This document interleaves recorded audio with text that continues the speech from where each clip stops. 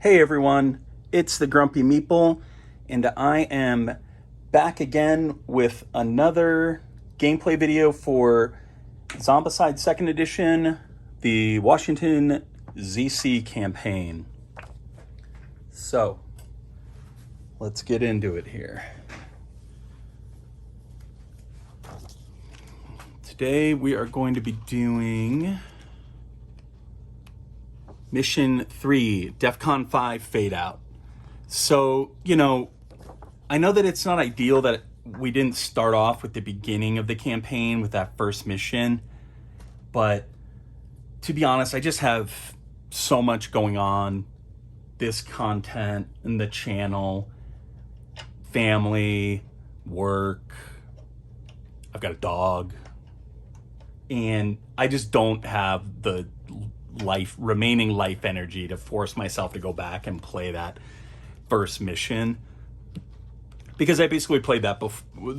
My playthrough, the first mission, predates the existence of the channel. So we're just gonna continue on from mission 3, and there are lots of other kind of content creators out there, I'm sure, that are making this exact kind of content, and you can get you can get an overview of how that mission went from another source, I'm sure. But in terms of the mission that we are going to do, we're going to be doing DEFCON 5 Fade Out. So let's see here. Let's flip this off for the moment. Okay, our worries grew stronger as the White House's uproar faded away, changing to a chilling silence. Zombies halted their march towards the presidential building and simply wandered in the streets. Many, many more came back from the White House, heralding the worst.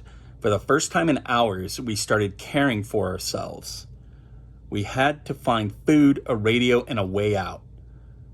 Would we see the next day?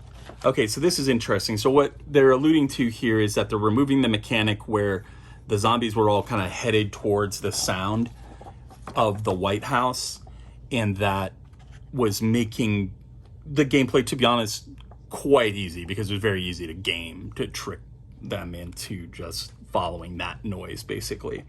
But now that's gone, and so the training wheels are off, and we are going to get into it here. So we've got our board set up. Explore the area, take all objective cards, be careful, the objective card, read this objective card at 7 p.m. cannot be taken. It is automatically revealed at 7 p.m. Starting time 11 a.m. So that's interesting, because that's, rather than a time limit, that's like a time box. We have to continue, we have to survive this until at least 7 p.m. So that's cool, and a new mechanic that I've never come across in Zombicide before. And then you get the special rules. One way in. Buildings can only be opened from the doors with objective cards. Once a building is open this way, any of its doors can be opened. So you can see here we've got buildings with objective cards on the board here. We've got a couple of big buildings in this one. There's not a lot of smaller kind of sub buildings. And so we have to go through the objective card, which is interesting. Every day is my birthday. Each pimp weapon crate gives a random pimp weapon to the survivor who takes it. They can then reorganize their inventory for free. I don't know why they keep calling that out in the missions. That's just how the pimp weapon crates work, to my understanding, but whatever. It's their game. All right, so we're just going to do a quick... So I've made a few changes in the way that this is set up and kind of where I'm playing it, because I'm trying to cover Chronicles of Drunagor at the same time, and so I wanted to try to at least be able to get both of them onto the table at once, which is not an inconsiderable task given the size of Zombicide in particular. Drunagor actually doesn't take up that much table space once you get to the actual parts of the game, not the tokens and all that stuff. I'm just shuffling these up a little bit. I shuffled them earlier, but I'm just going to reshuffle them. And I've moved some weapons around too. So Tess came out of the previous mission with a couple of a couple of extra weapons, and so I had her give the Desert Eagle to Mindy here, who came out with nothing. Another thing that's important to note is that Angelo over here has 2 Molotov cocktails at the moment. So he has the ability to wreck giant swathes of zombies. And, you know, this is one thing that I've seen people talking about, that it makes the game too easy to be able to bring this kind of advanced gear in with you. Even Anton here with the 2 sawed-off shotguns, he's rolling 4 dice by default and hitting on 3s. That's pretty powerful. Same thing with the sniper rifle and the chainsaw. But I don't know. I'm not really trying to make Zombicide super hard. This is like a beer and pretzels, just like a fun kind of romp game for me. So I don't know that I'm that interested in the challenge of Zombicide. I don't really find it particularly challenging to begin with, unless there's just... If you're challenging this game, you're probably on the way to being dead. Because there's probably like an A-bomb and 50 zombies coming from all angles, and you split up or something. Like the ways that you get a challenge in Zombicide is by doing dumb stuff like splitting your group up and stringing yourself out unnecessarily, and not paying attention to spawn zones, and when exactly you kick open the door to a room that's going to spawn a bunch of guys, that kind of stuff. It's really more on the player to create... The player creates the challenge. And so, you know, I see a lot of coverage on this on YouTube, and a lot of people playing it solo like I am. There's no question this game is easier solo for sure, because you get to make all the decisions, and you can make them all kind of perfectly in sync. When you're playing with other people, you'd like to think that you were collaborating and stuff, but I've played with people who were just like, I'm not wasting a turn, I'm kicking this door in, and we're like, no. So you can get a challenge that way. A couple other things I did to increase the challenge a little bit. I did add a couple of abominations from the stretch goals. So we've got, I'll flip my luck back on here. We've got the Bear Man Abomination. I can't quite remember his name, but we've got this bad boy, and you can see here I'm highlighting the paint scheme. I'm trying to make sure I get everything in frame here. Very basic paint job on these, just shading them basically. But I'm really happy with how it turned out. And then we've got Bigfoot, or the Sasquatch. I'm not sure which one they refer to him as. I'll know when I pull his card. Some great detail. Lots of fur on those guys. All right. Beyond that, I think we are basically ready to go. So, we know we got to kick these doors down. We know we got to survive until 7 p.m.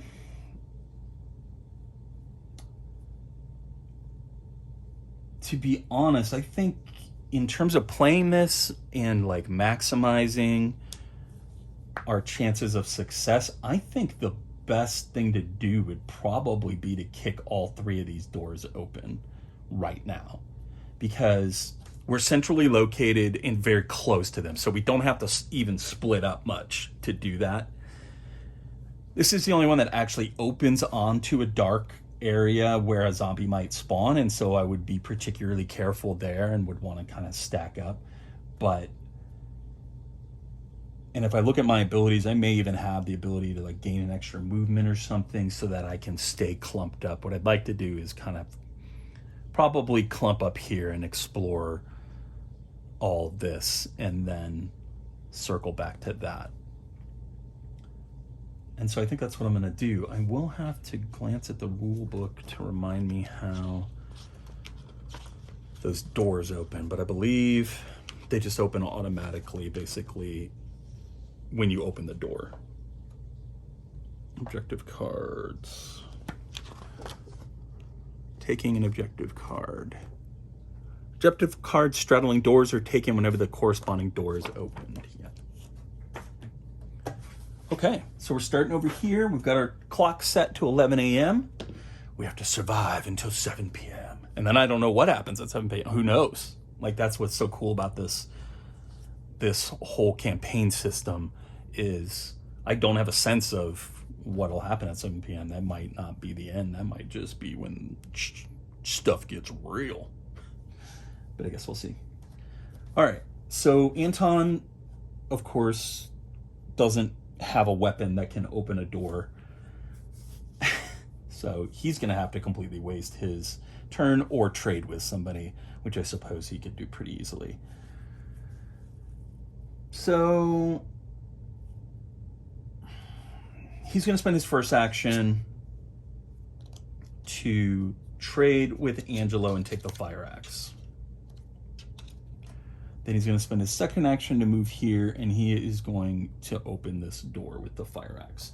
That is going to create a noise. But you don't roll or anything. And opening the door gets him the objective card. So let's see what happens here. The Secret Service had a glorious fight here. There are bodies everywhere and the distinct scent of gunpowder. Oh, it seems we are not alone. Something was locked in here as well. Hold on tight. Wow, guys. Whoa. After spawning zombies in this building, spawn an abomination if any is available in the zone on this tile with an empty objective crate. Okay. Keep this card revealed. Draw from the Secret Service equipment deck when searching in this building. Okay. So that's not great. After spawning, so it's an additional spawn on top of whatever spawns there. Spawn an abomination to the zone on this tile with an empty objective crate, which is right here. Crazy. Okay. Let's do this. So he's out of actions. He's used his 3 actions. He hasn't leveled up yet, so he doesn't have any like bonus abilities or anything like that. So we spawn. We start here. 1 runner. You'll see I have started at least my organization system for all this. Walkers, fatties, runners. Throw them all in their own bin. A-bombs are in a big bin. That way I don't have to look at them. I don't have to think about.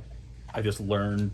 I always lay them out the same way in that same order. And so I just reach in and pull out a runner. Checking out the paint job again. A couple people said they liked it. Might consider doing something similar. I'm glad to hear that. I'm really happy with how it turned out. Runner. Extra activation, all walkers. That doesn't do anything. That's awesome. That's a great card to pull on in the first round. Fatty rush. So that would be here. 1 fatty, spawn, then activate. Gotcha. Let me grab one of the different fatties. I feel like I've shown that one before. Yeah, here we go. Here's your fatty. Lots of nice detail from the shading process. You know, one of the funny things about me doing this paint videos is they're actually useful for me too, because I try to be careful and like write down exactly what I did to paint them, etc., so that I can replicate it in the future. But I'm almost never successful at doing that. Now I have a video archive of it, so I can go back and watch my own videos to see if I want to replicate this and see what it looks like. So he spawns and then he activates right there. Whoops, sorry about that, guys. Guys and gals and everyone, sorry. Not meaning to be non-inclusive. Gotta watch my language. I'm old, so it's really hard to change those kinds of basic behaviors, but I am trying. Extra activation, another extra activation, man. And it doesn't do anything. And then we spawn the A-bomb. The Obama Wild, that Molotov effects in the Obama Wild zone only kill the Obama Wild. Other actors are not affected and other related game effects are ignored. So that's interesting. I don't know if that's good or bad for me. Here's the bin for the A-bombs. And just, you know, I organize a lot of games like this. I'll organize, like, I had Massive Darkness organized in much the same way. Really any game that has a bunch of miniatures that I'm not detail painting, which is basically all the games that I own, because I don't have time to detail paint a lot, and really anything but Shadows of Brimstone. There's, I believe that's the Abominable One. Yeah, he's got the backpack on. So he spawns right there. We'll put that to the side because we don't want to forget his special ability. And I just want to double check and make sure, did he get an activation?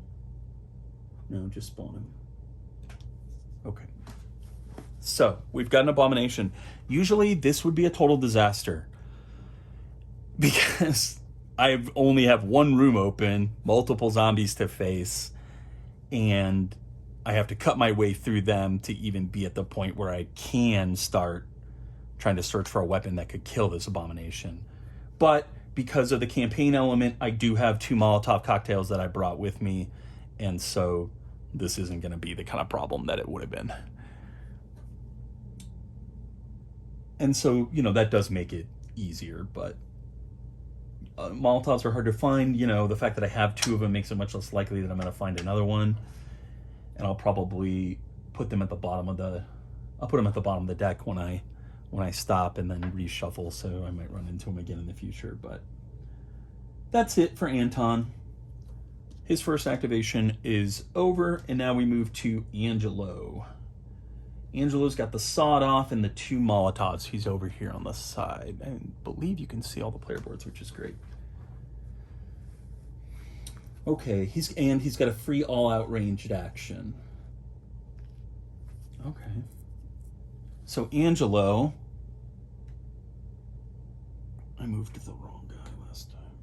I meant to move him. Now I'm moving Angelo. Is going to start us off. I'm going to put an opened door here. I'm going to look at this card again and just make sure I don't forget anything. Spawning zombie, spawn eye bomb, drop from Secret Service deck. Wow, that's really powerful. And see, that is so cool because I didn't know that that was going to happen, you know, because I've never read this card before. I could have started over here, and maybe you can't search for Secret Service weapons, or maybe you can't even search at all in this whole zone. I don't know. That's really cool. And one thing I think would be cool for Simon to do would be to actually put out decks of these cards. I would happily buy another complete deck of cards for this campaign, because how replayable would that make it to randomize things, change things up, write a little lore differences on here, and keep it in the same campaign. It's the same game, it's the same campaign, same overall story, but just change up these cards so that different things happen in different places. That would be so awesome. They'll never do that because it's way too good of an idea, and not something they could really like charge $100 for on Kickstarter, but fans will hopefully do it. And you know, you can get stuff printed these days to the point where it's basically indistinguishable from it is professionally printed, you know, so that would be very cool. I'll keep an eye out for that. Okay, so Angelo's taking 1 action to move. He's going to spend an action on just a normal shot. I'm trying to kind of reach around my camera rig here. Rolls 2, hits on 3, generates a noise. Gets the runner that's in that spot. Gets himself an XP. The other thing that's changed is I switched out. I was using a friend's copy of this and to film initially, and in the interim my copy actually showed up. So now I'm using my copy, and I haven't used these boards before, so they're a little stiff still. I do want to check and just make sure. I rolled a 6 anyways, so it doesn't actually matter in this case, but I'm trying to remember if the darkness rules apply to just dark zones. Yeah, these are night rules specifically.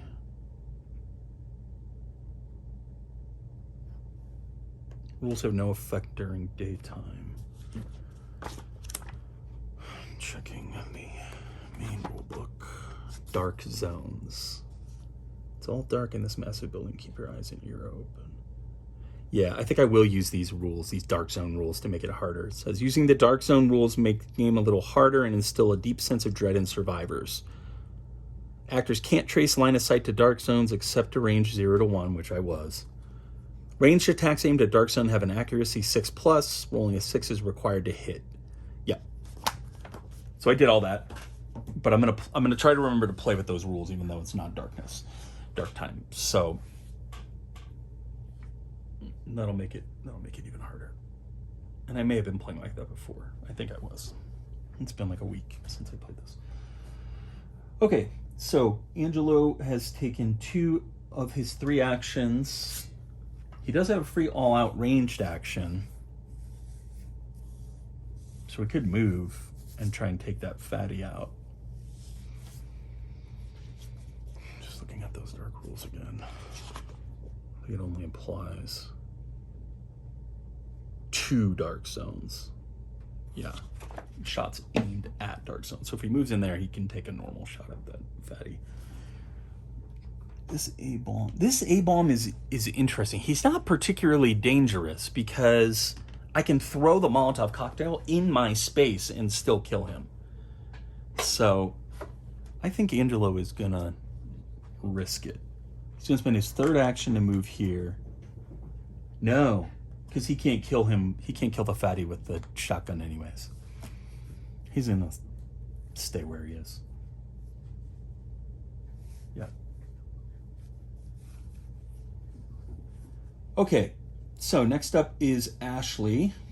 She's got a chainsaw, so she can definitely open a door. And I'm thinking, given the fact that A-bomb spawned, but this was a really kind of light spawn in general. Not a whole lot going on there. I'm thinking she's gonna come down.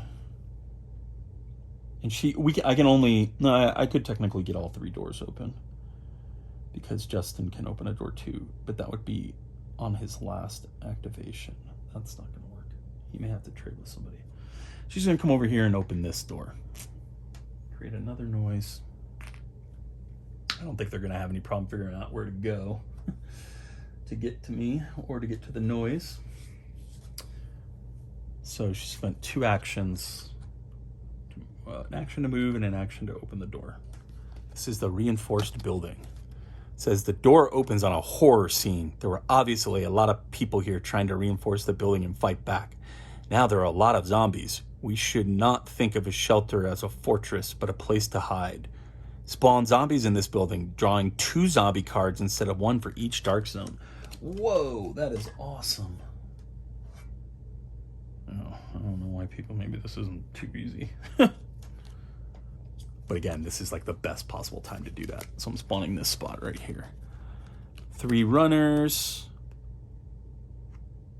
And a walker rush. Spawn, then activate. Spawn 2 runners, or 2 walkers. Walkers. There you go. You can see. So they start there. They immediately move to there. And then 3 runners. Ooh. That ain't good.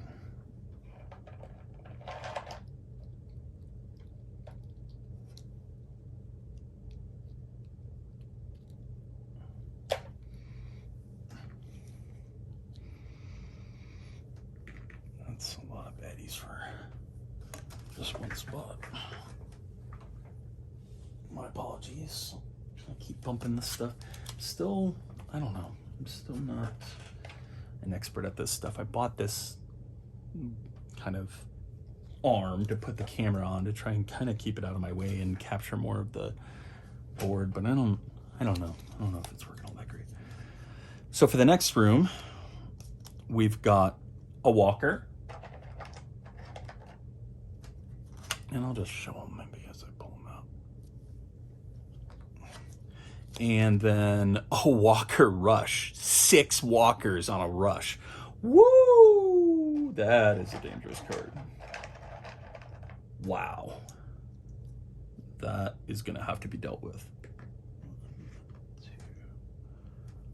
1, 2. Fireman.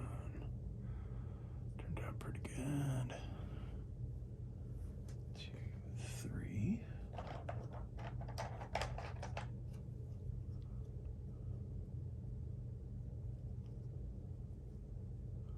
Some of these guys could probably still use a little more matte varnish, but they look okay for now. 4, 5. And I'm just putting them straight into the spot that they would move into, which is that one. Okay, well, we are mixing it up. Next room is 1 runner, 2 runners. It's not ideal, but not as dangerous as that horde of walkers that came out of nowhere. And then the final room, 0 runners and 3 walkers. Okay. And we've got this guy turned out particularly well, I think.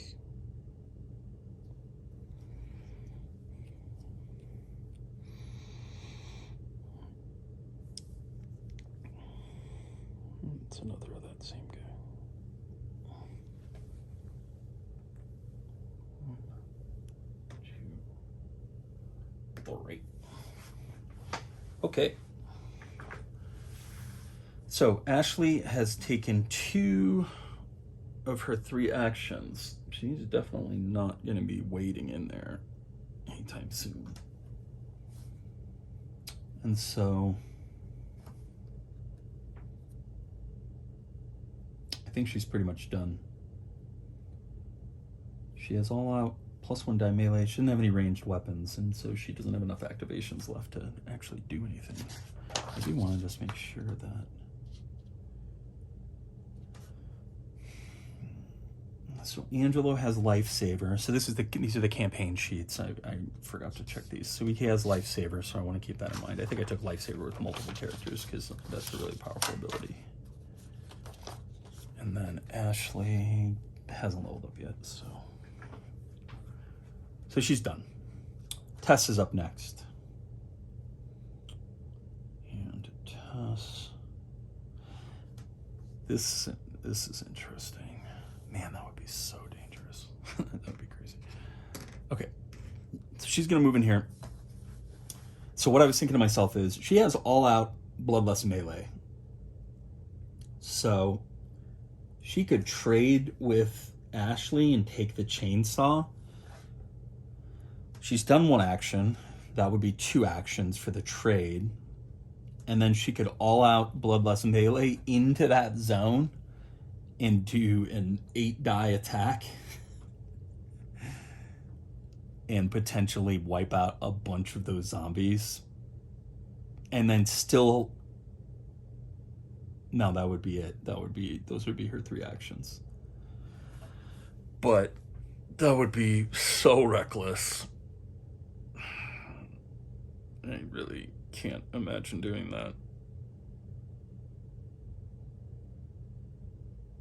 It is tempting, though. All out. Survivor benefits whenever going all out. Once per turn, spends 1 action to move up to 2 zones to a zone with at least 1 zombie. Going in another direction, she could also get to here and try to take him out just with the folding shovel that she has. But honestly, right now, that building is not the problem. This is interesting. I think she's just gonna, let's see. So she's only done 1 action. So she's got 2 shots she can take with the sniper rifle.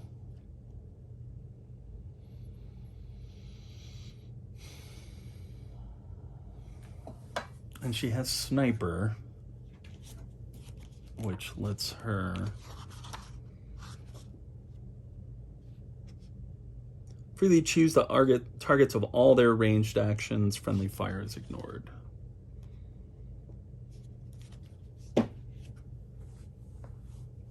freely choose. So she could start like working on these runners maybe. I'm trying to see if anybody else has just like, yeah, see, I don't have anything to bring to bear on these guys really. She's got a Desert Eagle. She can take a few pot shots, but we're not going to be in a position to like clear out that room necessarily. Unless I do some trading around or throw a Molotov, which I don't think I'm prepared to do. So, and she would be firing into a dark zone, and that would require 6s to hit. So she's not going to do that. She's going to start firing into this group here. So she's going to take an action, an all-out action. She's rolling 2 dice, needs 3s. Pray my weapon doesn't break. Okay, so she generates noise. Needed 3s, gets 2, takes 2 of them out.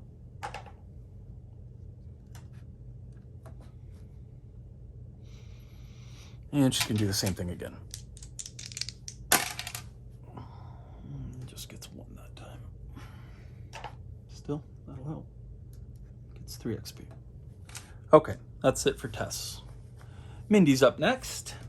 And I think given what's transpired so far, man, I don't know. And I keep moving the wrong guy. Sorry. They're color-coded, so you would think that would be easy to avoid, but I'm not that bright. So the only thing is there are spawn zones on both sides of this door.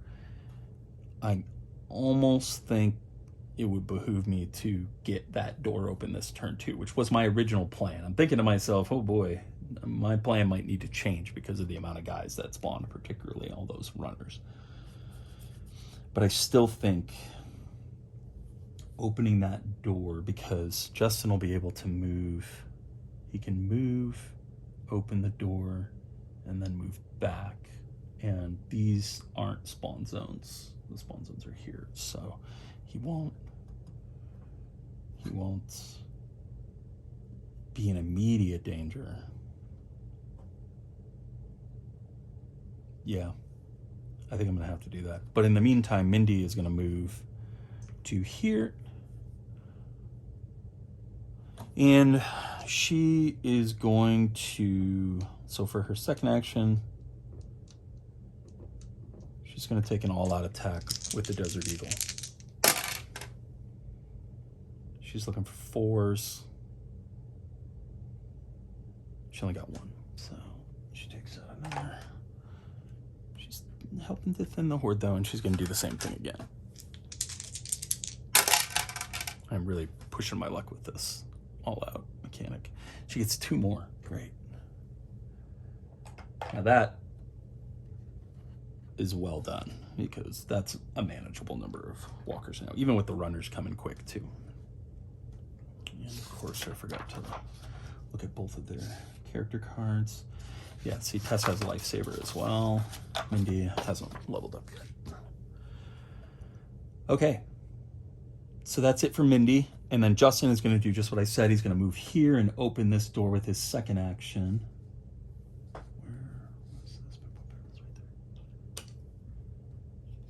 Which creates a noise. Oh, and Mindy created 2 noise. There. You know, the noise, the importance of the noise varies greatly based off of if it's daytime or nighttime, and particularly if you're grouped up or spread out. But I want to try and remember to always do it. All right, so this is the zombie nest. Ooh, I probably should have looked at that before I opened that door.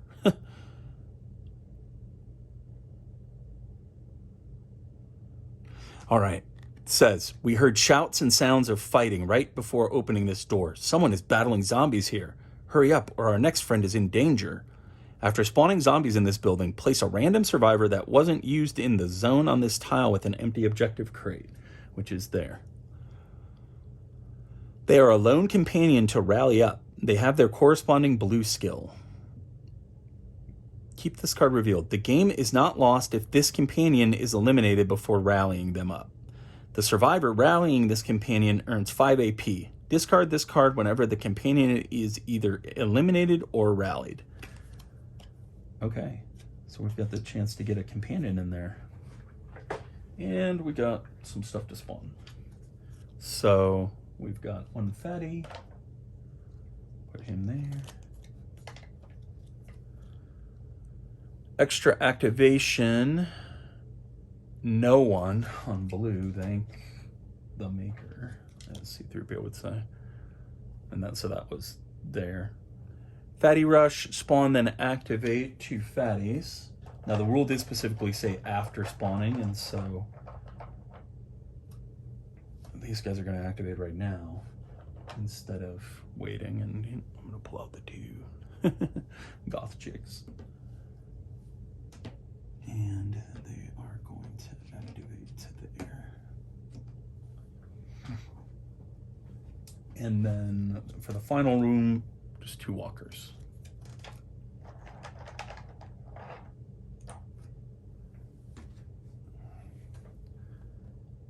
And then, so for Justin's third action, he's going to move back there. So that's it. That's the player round. Now we go to the zombie round. Every zombie activates and spends its action on either an attack or a move, depending on the situation. Resolve all the attacks first and then all the moves. So there's no attacks because nobody's in a space with a survivor. And so starting with the Abomination, he's going to move here. Is that an opening there? I guess. It's kind of hard to tell.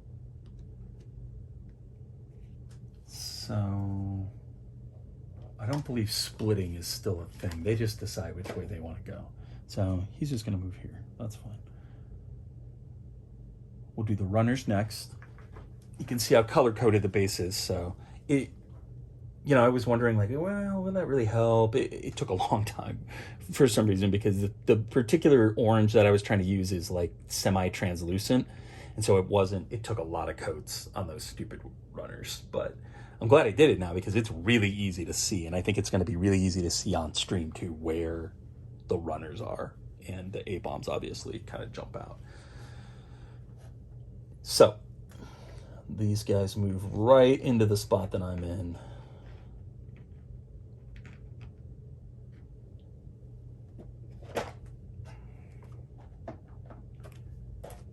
And these 2 will move right here. Then the fatties. I forgot to put a door token down.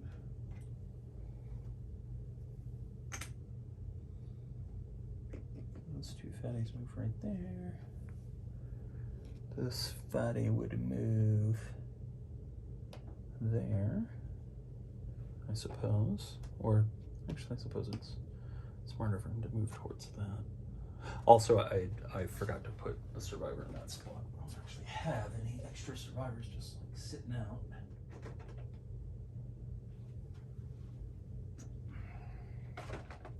So Ned comes out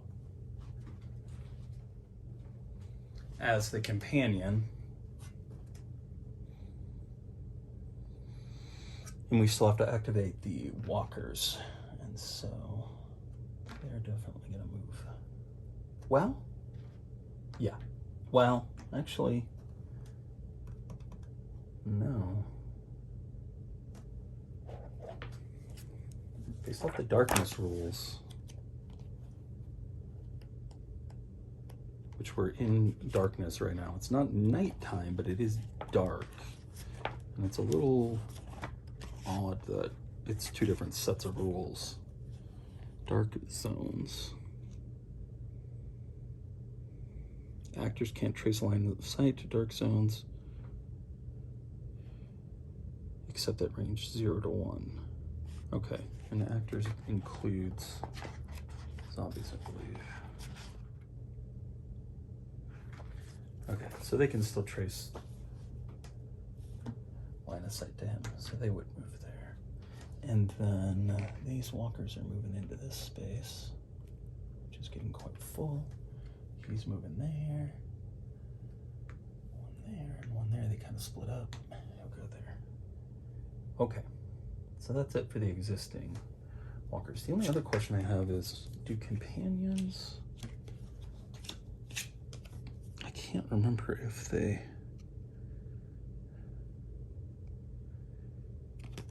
actually activate. I don't believe that they actually do anything by themselves, so I'm going to leave that as is. Okay, and then finally we have to spawn the 2 spawn zones. So we've got an abomination times 0. I need to remind myself what happens when you pull an abomination card and there's already an abomination. How do I think they get an extra activation? Yeah. Whenever a zombie card spawning an abomination is drawn, if there's already an abomination on the board, it gets an extra activation. But that didn't actually spawn, and so I don't think they get that extra activation, and so I'm going to leave him where he is. So that's it. That's round 1 of my new campaign. The other thing we have to do is, it is now 12 o'clock. We got to pull the noise off, but beyond that, we are done with round 1 of the 3rd mission of the Zombicide 2nd edition Washington ZC campaign. So stay tuned to the channel, find out what happens to our intrepid heroes in the next episode.